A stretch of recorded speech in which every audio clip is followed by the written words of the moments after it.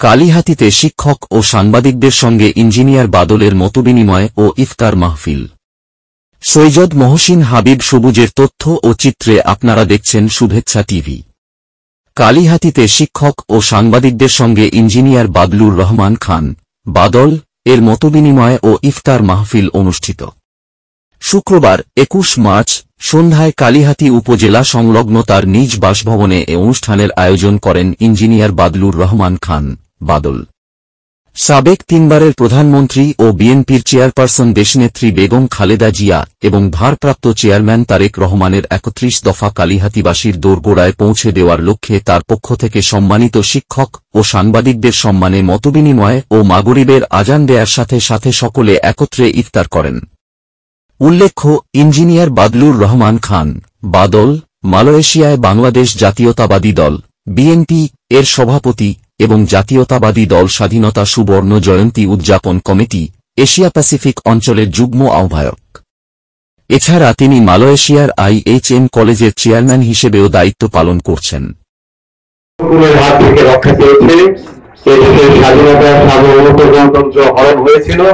সেপর থেকে বাংলাদেশ মুক্ত হয়েছে বাংলাদেশের ছাত্র জনতার বৈষম্য বিরোধী আন্দোলনের মাধ্যমে।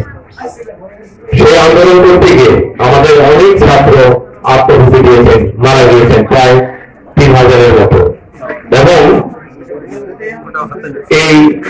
এই আন্দোলনের যে প্রেক্ষাপট, এই প্রেক্ষাপট তৈরি করতে গিয়ে গত ১৭ বছর বাংলাদেশ জাতীয়তাবাদী দল এবং বাংলাদেশের অন্যান্য রাজনৈতিক দল যারা সংগ্রাম করেছে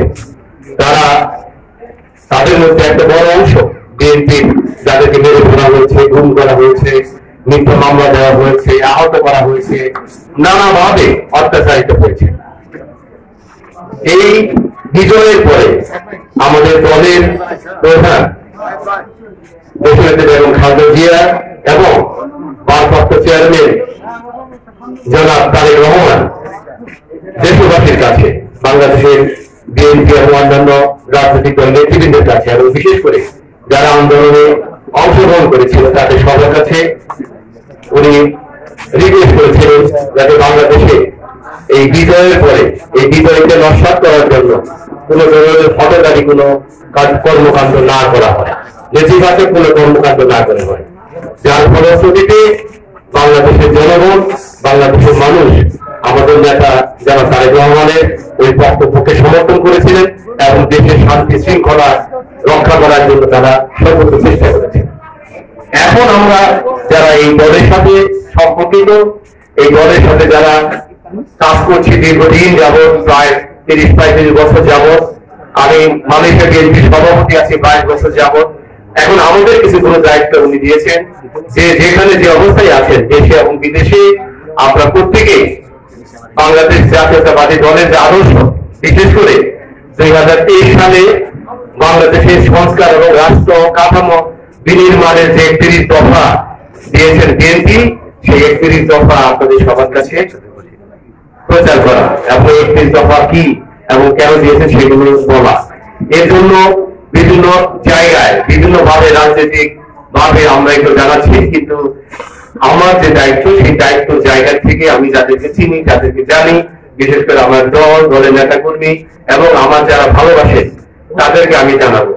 সুতরাং এই কাজটি করার আগে আমি মনে করেছি যে আমি যাদের স্নেহে, যাদের দ্বারা লেখাপড়া শিখে শিক্ষিত হয়ে যে যারা মানুষ গড়ে, সেই মানুষ গড়ার কারিগর আমাদের সর্বজন শ্রদ্ধেয় কালিহাতী শিক্ষকদের সাথে আমি আগে দেখা করব এবং তাদেরকে আমি আমার বক্তব্য তুলে ধরব। সেই জন্য আমি শিক্ষকদেরকে আমন্ত্রণ করিয়েছি।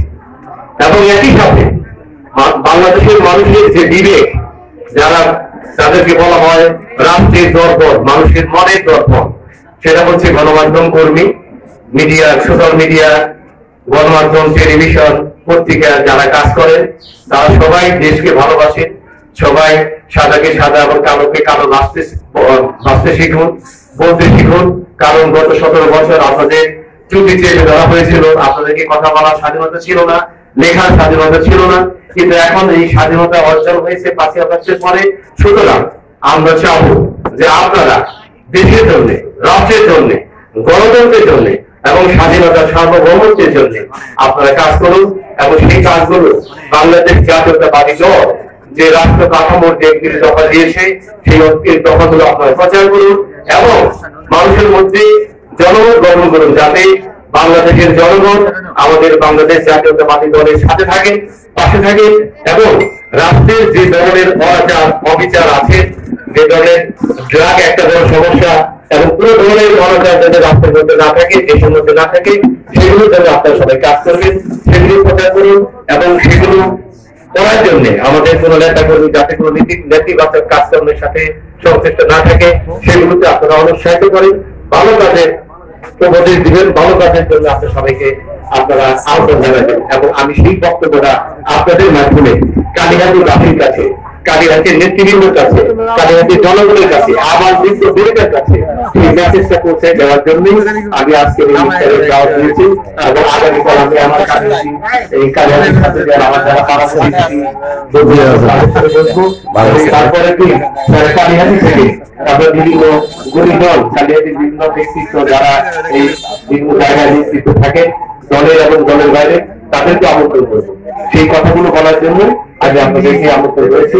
আমি আশা করছি আমাদের এই স্বল্প আয়োজন যদি কোনো বৃষ্টির কারণে একটু হয়তো ডিস্টার্ব হয়েছে, আপনারা আমার সুন্দর দৃষ্টি দেখবেন এবং যারা কষ্ট করে এই বৃষ্টির মধ্যে এখানে উপস্থিত হয়েছে আপনাদের সবাইকে আমার পক্ষ থেকে অনেক ধন্যবাদ। আপনারা আগামী বাংলাদেশ, যে সুন্দর বাংলাদেশ গড়ব, সেই সুন্দর বাংলাদেশ গড়ার যে ব্যস্ত তত্ত্ব সারা বাংলাদেশের জনগণ চায়, বাংলাদেশের মানুষ চায়, সেই কাজগুলো আমরা গতানুগতিক যে কাজ হয় সেই কাজ থেকে একটু নতুন কিছু করতে পারি, সেই আশা প্রত্যাশা দিয়ে আমি ডাক দিয়েছি সূচনা কালীহাতি। অর্থাৎ আপনারা যারা শিক্ষকরা আছেন আপনারা এমন একটা কিছু করুন যেটা নতুন ভাবে, আপনারা যারা সাংবাদিকরা আছেন আপনারা মানে নিজের চিন্তা চেতনার বাইরে থেকে দলের জন্য দেশের জন্য নতুন কিছু করুন, এটা একটা নতুন কিছু হবে। এবং আমরা যারা নেতৃত্ব দিতে চাই, যারা রাজনীতি করতে চাই, বিশেষ করে আমার দলের যারা নেতা কর্মী তারাও একতাবদ্ধ থাকুক, যারা এই সামনে নেতৃত্বে আসবে তারা যেন মানুষের জন্য কাজ করে, সেটা একটা নতুন হতে হবে। এই সব নতুনত্বের নামে আমি দিয়েছি সূচনা কালীহাতি। অর্থাৎ কালীহাতি থেকে যদি কোনো ভালো কাজের সূচনা আপনারা করতে পারেন তাহলে পার্শ্ববর্তী উপজেলা আপনাদেরকে ফলো করবে, পার্শ্ববর্তী ডিস্ট্রিক্ট আপনাকে ফলো করবে, এইভাবে সারা বাংলাদেশে থেকে ছড়িয়ে যাবে। তখন আমরা বলতে পারবো সূচনা বাংলাদেশ। আপনাদের সবার ভালো চাই, সবাইকে ধন্যবাদ জানিয়ে আমি আমার বক্তব্য শেষ করছি। খোদা হাফেজ। বাংলাদেশ জিন্দাবাদ, বাংলাদেশ জাতীয়তাবাদী দল জিন্দাবাদ, শহীদ অমর হোক, বেগম খালেদা জিন্দাবাদ, তারেক অহংকার, আমাদের প্রিয় নেতা তারেক রহমান জিন্দাবাদ, জিন্দাবাদ। আসসালামু আলাইকুম।